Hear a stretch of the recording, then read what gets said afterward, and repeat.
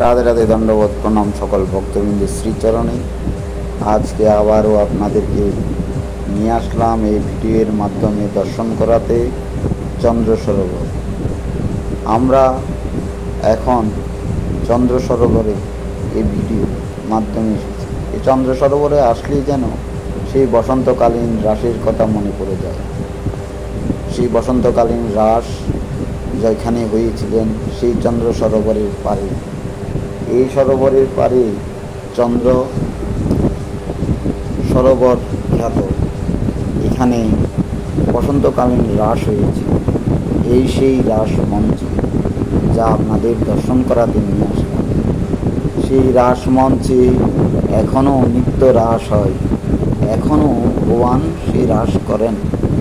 সেই রাসমঞ্চে এই বৃক্ষদয়গুলো সেই রাসগুলো দর্শন করছে। আপনারা কি জানেন? হয়তো বলতে পারেন আমরা হয়তো দেখছি না, চর্মচক্ষু করে তারে প্রবঞ্চনা। আমাদের এই চর্মচক্ষুর দ্বারাই আমরা সেই রাস দর্শন করতে পারছি। এই রাস দর্শন করে চন্দ্রদেব বিগলিত হয়ে অশ্রু নিপতিত হতে থাকেন। সেই অশ্রুর ধার বয়ে এই চন্দ্র সরোবর হয়। সেই রাসমঞ্চ এখানে যেমন সখীগণদের সহিত রাস এখনও করছেন এমন মনে হয়। এই চন্দ্র সরোবরের প্রকৃতির সৌন্দর্যের কাছে সব কিছু হার মেনে যায়, আসলেই মন মুগ্ধ হয়ে যায়। এই পুরনো বৃক্ষদয়গুলো দেখলে যেন মনে হয় এনারা কত ভাগ্যবান। এনারা সেই ভগবান দর্শন করছেন।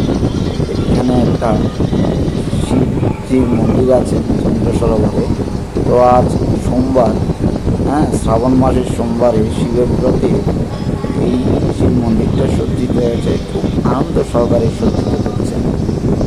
এই চন্দ্র সরোবরের চারিপাশে এমন বনায়ন, এমন বৃক্ষদয়ের সারি সারি সবুজে ঘেরা, যাতে করে ভগবান এখানে নিত্য এখনও বিরাজমান। সেই বৃক্ষগুলোই প্রমাণ, বৃক্ষদয়গুলো যেন প্রমাণ এই সরোবরের চারিপাশে অপূর্ব সুন্দর।